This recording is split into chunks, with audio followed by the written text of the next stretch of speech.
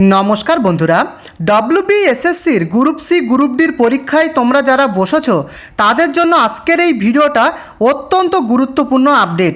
দেখো কত নাম্বার পেলে তোমরা পরবর্তী ইন্টারভিউয়ের জন্য ডাক পেতে পারো এবং ইন্টারভিউয়ে কত নাম্বার পেলে তোমরা পুরোপুরি সিলেকশন পেতে পারো। সম্পূর্ণ ডিটেলসটা আমি কিন্তু একদম খুঁটিয়ে তোমাদেরকে দেখাবো, একদম এক্সপ্লেন করেই তোমাদেরকে আমি দেখাবো।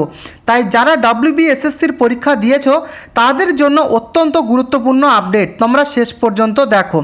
তো ভিডিওটি শুরু করবার আগে প্রত্যেকে যারা যারা চ্যানেলে নতুন রয়েছে তোমরা প্রত্যেকে এই চ্যানেলটিকে সাবস্ক্রাইব করে ভিডিওটিকে লাইক করে দিও। তো চলো আমি একদম মেন আপডেটে চলে যাচ্ছি। তো এখানে দেখো বন্ধুরা, ডব্লিউবিএসএসসির গ্রুপ সির কাট অফ 2026 ঠিক কত নাম্বার পেলে তুমি পরবর্তী কম্পিউটার স্পিড টেস্ট এবং ইন্টারভিউয়ের জন্য ডাক পেতে পারো সেটা কিন্তু আমি পুরো এক্সপ্লেন করে তোমাদের সামনেই দেখাবো।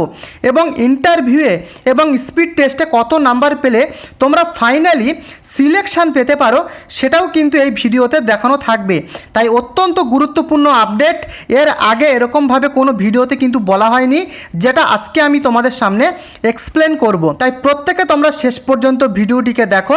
তো দেখো গ্রুপ সির এবারে টোটাল ভ্যাকান্সি কত রয়েছে, 2989টি টোটাল ভ্যাকান্সিতে এবারে কিন্তু 2026 সালে গ্রুপ সি পদে কিন্তু নিয়োগটা করা হবে। তো এবারে যা কোশ্চেন হয়েছে তোমরা সবাই সেটা জানো যারা পরীক্ষা দিয়েছো। ইজি টু মডারেট, আমি বলবো ইজি টাইপসের কোশ্চেন কিন্তু এবারে হয়েছে। তোমরা যারা পরীক্ষা দিয়েছো তোমরা সবাই জানো। তো এবারে এই যে 2989টি পোস্টে গ্রুপ সি পদে নিয়োগটা করা হবে, সেখানে টোটাল অ্যাপ্লিকেন্ট, টোটাল আবেদন কতজন করেছিল, প্রায় বলতে গেলে অ্যাপ্রক্স ওই 8 লক্ষ প্লাস মতো ক্যান্ডিডেট টোটাল কিন্তু ফর্ম ফিল আপ করেছিল এবারে। এবং এর মধ্যে থেকে কতজন পরীক্ষা দিয়েছিল দেখতেই পাচ্ছ, অ্যাপ্রক্স 6,70,000 প্লাস মতো ক্যান্ডিডেট এবারে কিন্তু গ্রুপ সির পরীক্ষা দিয়েছে। তো ব্যাপারটা তোমরা বুঝতে পারলে। তো দেখো তোমাদের অ্যান্সার কি তো পাবলিশড হয়ে গেছে। তো তোমাদের গ্রুপ সি বা গ্রুপ ডির প্রাপ্ত নম্বর তোমাদের কত হচ্ছে সেটা তোমরা প্রত্যেকে কমেন্ট করে লিখে জানিও। দেখো তোমাদের যদি নাম্বারটা তোমরা যদি লিখে আমাকে জানাও তাহলে কিন্তু আমি বলতে পারি যে তোমাদের কতটুকু চান্স রয়েছে পরবর্তী স্টেজে ডাক পাওয়ার। তাই প্রত্যেকে গ্রুপ সি গ্রুপ ডির তোমাদের প্রাপ্ত নাম্বার কত হচ্ছে সেটা প্রত্যেকে কমেন্ট করে লিখে জানিও। তো এবারে দেখো তোমাদের রিটেন এক্সাম গ্রুপ সিতে কত নম্বরের হয়েছিল, 60 নম্বরের কিন্তু পরীক্ষা হয়েছিল। এবং একাডেমিক স্কোর কত রয়েছে, 10 নাম্বার। এবং এক্সপেরিয়েন্স নাম্বার হিসাবে কিন্তু 5 নাম্বার শুধু তারাই পাবে যারা 2016 সালের যোগ্য প্রার্থী হবার পরেও যারা চাকরিটা হারায় তারাই কিন্তু এই এক্সপেরিয়েন্সের 5 নাম্বার তারাই পাবে। এটা কিন্তু ফ্রেশার ক্যান্ডিডেটরা পাবে না। তো আশা করি তোমরা বুঝতে পেরেছো। এবং এই যে একাডেমিক স্কোরের যে ব্যাপারটা তোমরা দেখে নাও, যারা মাধ্যমিকে ফার্স্ট ডিভিশন পেয়ে পাশ করেছিল অর্থাৎ যারা 60% প্লাস নাম্বার পেয়েছিল তারাই কিন্তু একাডেমিক স্কোরের নাম্বার হিসাবে এই 10 মার্ক পাবে। সবাই কিন্তু 10 মার্ক পাবে না, এখানে কিন্তু ডিভিশনের ব্যাপার রয়েছে। এবং মাধ্যমিকে যারা সেকেন্ড ডিভিশন অর্থাৎ 45% প্লাস নাম্বার পেয়ে যারা পাস করেছিল তারা পাবে 8 মার্কস কিন্তু তারাই পাবে। এবং যারা মাধ্যমিকের থার্ড ডিভিশন অর্থাৎ 40% প্লাস যারা নাম্বার পেয়েছিল তারা কত পাবে, 6 মার্ক অর্থাৎ 6 নাম্বার করে কিন্তু তারা পাবে।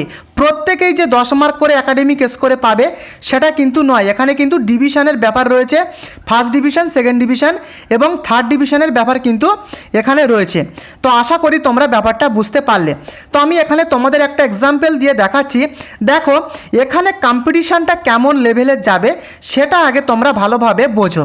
দেখো একজন এক্সপেরিয়েন্স ক্যান্ডিডেট, সে ধরো আমি ধরলাম সে 60-এর মধ্যে কত পেয়েছে, আমি ধরলাম সে 60-এর মধ্যে পেয়েছে কত, 55 নাম্বার পেয়েছে। এক্সপেরিয়েন্স ক্যান্ডিডেটদের কথা বলছি। এবং একাডেমিক স্কোর হিসাবে আমি ধরলাম সে ফার্স্ট ডিভিশন পাওয়া ক্যান্ডিডেট, সে পেয়েছে একাডেমিক স্কোরে 10-এ 10, বুঝতে পারলে।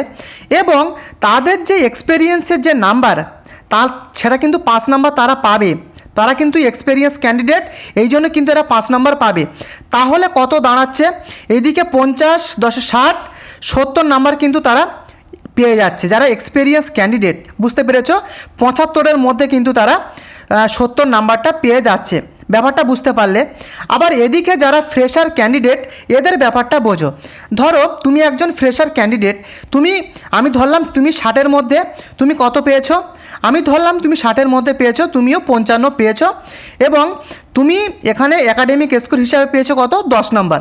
আমি ধরলাম তুমি ফার্স্ট ডিভিশনে পাশ করেছো মাধ্যমিকে, তাহলে সেক্ষেত্রে তুমি কত পাচ্ছ, 50 প্লাস 10-এ হয়ে গেল 65, 55 প্লাস 10-এ হয়ে গেল 65। এটা কিন্তু আউট অফ কত হচ্ছে, 70। বুঝতে পেরেছো? তাহলে কম্পিটিশান লেভেলটা তোমরা দেখে নিও। তো এখানে কিন্তু এরকম ব্যাপার স্যাপার রয়েছে, যারা এক্সপিরিয়েন্স ক্যান্ডিডেট তাদের কিন্তু এরকম নাম্বার রয়েছে, এবং যারা ফ্রেশার তোমরা রয়েছো তাদের কিন্তু এরকম নাম্বার রয়েছে। আশা করি ব্যাপারটা তোমরা ক্লিয়ার হতে পারলে। তো দেখো, তোমরা যারা গ্রুপ সির যারা রিটেন পরীক্ষা দিয়েছো এবং তোমরা যারা কাট আপ ক্লিয়ার করে যারা ইন্টারভিউ ডাক পাবে, সেখানে পরবর্তী স্টেজে কী রয়েছে তোমরা দেখো। প্রথমত তোমাদের টাইপিং টেস্ট হবে, এবং সেই টাইপিং টেস্টে তোমাদের 15 নাম্বার কিন্তু থাকবে। টাইপিং টেস্টে 15 নাম্বার থাকবে, এবং ইন্টারভিউ থাকবে কত, 10 নাম্বার। তাহলে টোটাল কত হলো, 25 নাম্বারের কিন্তু টোটাল টাইপিং টেস্ট এবং ইন্টারভিউ মিলিয়ে টোটাল 25 মার্ক কিন্তু এখানে থাকবে। বুঝতে পেরেছো? যেহেতু ফ্রেশাররা এবারে তাদেরকে কিন্তু এক্সট্রা 5 নম্বর করে দেওয়া হচ্ছে, তাই তোমাদেরকে বলবো, তোমরা যারা ফ্রেশার ক্যান্ডিডেট তোমাদেরকে আমি বলবো, তোমাদের যদি তোমরা যদি পরীক্ষায় যে নাম্বারটা তোমাদের তো অ্যান্সার কি বেরিয়ে গেছে, তো যাদের নাম্বার ভালো আসছে আমি বলবো 55 প্লাস বা 53 প্লাস যাদের নাম্বার আসে, তোমরা এখন থেকেই প্রিপারেশান শুরু করো। ইন্টারভিউ প্লাস টাইপিং টেস্টের জন্য তোমরা প্রস্তুতি শুরু করো। দেখো, এক্সপেরিয়েন্সরা তো 5 নাম্বার পেয়েই যাচ্ছে। যখন তোমাদের টাইপিং টেস্টে ডাকা হবে, আমি তোমাদেরকে বলবো তোমরা অবশ্যই চেষ্টা করো টাইপিং টেস্টে 15-র মধ্যে 15 যদি পাও তো খুবই ভালো, কিংবা 13 কিংবা 14 মিনিমাম পাওয়ার কিন্তু অবশ্যই চেষ্টা করো। এবং ইন্টারভিউয়ে 10-এর মধ্যে আমি বলবো তোমরা 7 কি 8 প্লাস তোমরা নাম্বার পাওয়ার চেষ্টা করো, তাহলে কিন্তু তোমাদের সিলেকশন পাওয়ার যে চান্স সেটা কিন্তু বহুত বেড়ে যাবে। বুঝতে পেরেছো?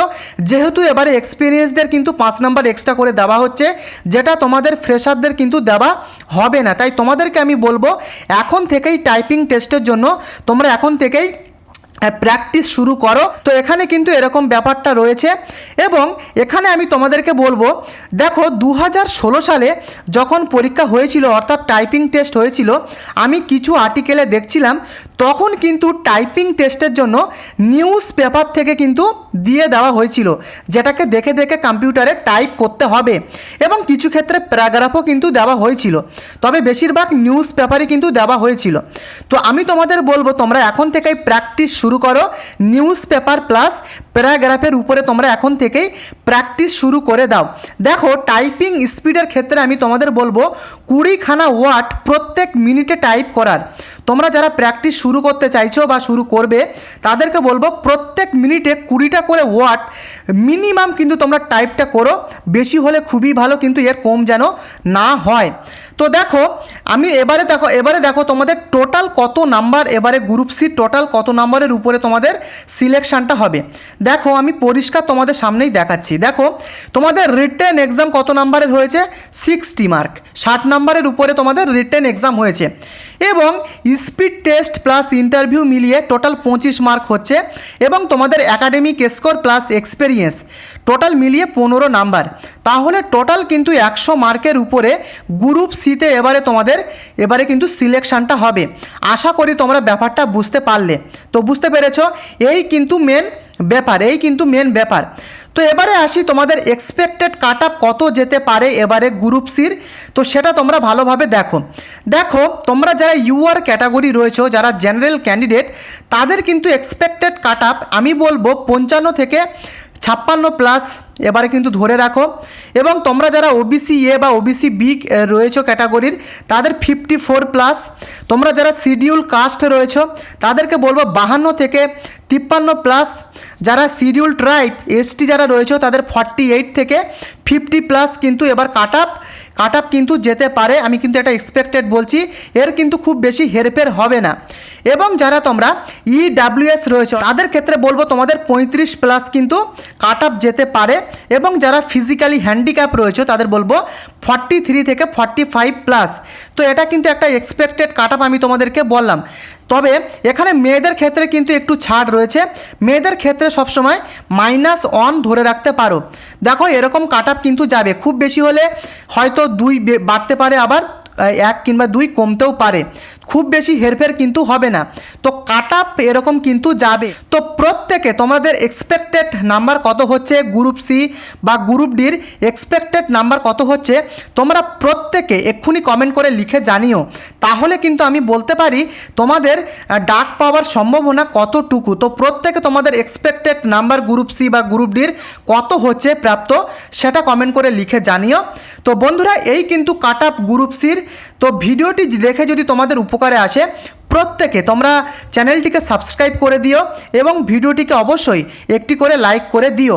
দেখা হচ্ছে পরবর্তী আপডেটে। ধন্যবাদ।